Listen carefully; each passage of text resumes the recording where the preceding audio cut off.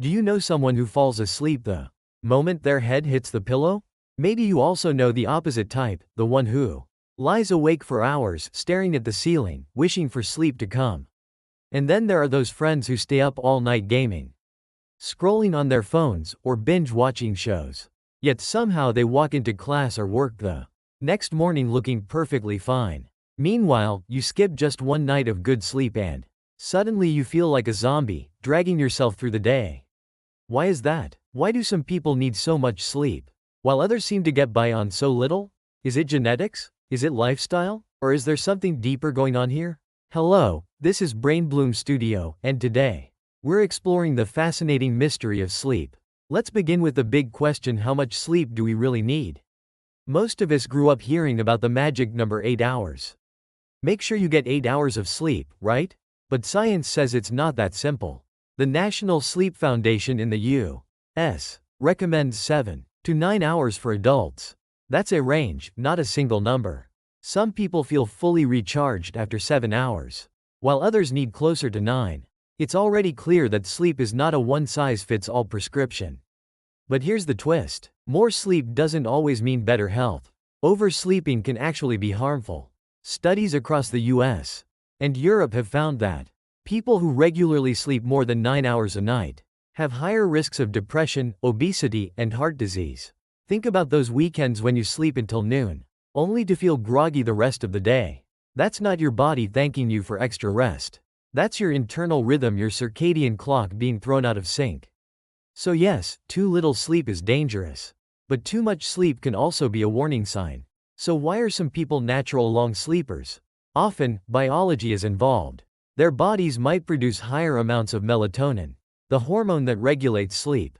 Or their brains may have slower energy metabolism, which requires longer recovery time. In India, for example, doctors notice that people with thyroid problems or anemia tend to sleep much longer. In the US and Europe, researchers often find that people with depression are also more likely to oversleep. So if someone sleeps 10 or 12 hours every day and still feels exhausted, it's not laziness. It could be the body signaling that something deeper needs attention. Now let's look at the other extreme: the short sleepers. We've all met someone who claims they only need 4 or 5 hours of sleep. Amazingly, in rare cases, that might be true. Scientists have identified a genetic mutation known as DEC2. People with this mutation are able to function well on very little sleep because their brains use sleep more efficiently. But here's the catch: they are extremely rare. Most of us are not built this way. For the average person, cutting sleep down to 4 or 5 hours is a recipe for disaster: memory problems, poor concentration, weaker immunity, and even an increased risk of Alzheimer's disease later in life. So if your friend seems fine on 4 hours, don't copy them. They might be a genetic outlier, but chances are, you're not. This brings up another question: is sleep mostly genetic? Or is it shaped by lifestyle? Research suggests that about 30 to 40% of your sleep needs are influenced by genetics. If your parents are long sleepers, you may be too. But the rest, over half of your sleep patterns, comes down to lifestyle. Things like stress, diet, light exposure, bedtime routines, and caffeine intake all play huge roles. In other words, your DNA sets the stage, but your daily habits decide how the play unfolds. Let's talk about naps. In Southern Europe, siestas are part of the culture. In India, short midday naps are common, especially in hot rural areas. In the US, though, naps are often seen as laziness, and people push through the day with coffee. But science shows naps can be powerful if done right. A nap of 15 to 20 minutes can recharge your brain, boost alertness, and sharpen memory. But if you nap for an hour or more, you may fall into deeper stages of sleep, and when you wake up, you feel heavy and disoriented. That groggy, sluggish state is called sleep inertia. So yes, naps are good, but only if you keep them short. Now, what happens if you miss just one night of sleep?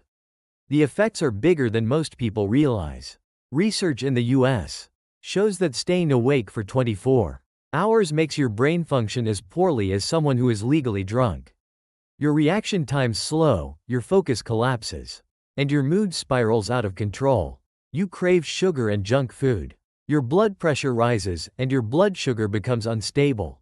Even your immune system weakens immediately. making you more likely to get sick. And if you keep pushing through sleepless nights, the risks multiply: diabetes, obesity, heart disease, and shortened lifespan. Sleep deprivation is not just feeling tired. It's a serious health hazard. So far we've been talking about hours of sleep. But what about what happens inside your mind while you sleep? Why do we dream? Scientists believe dreams are the brain's way of organizing memories and emotions.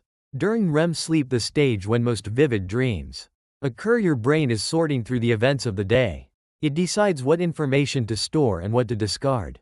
That's why students often dream about exam material, or why stressful life events show up as nightmares.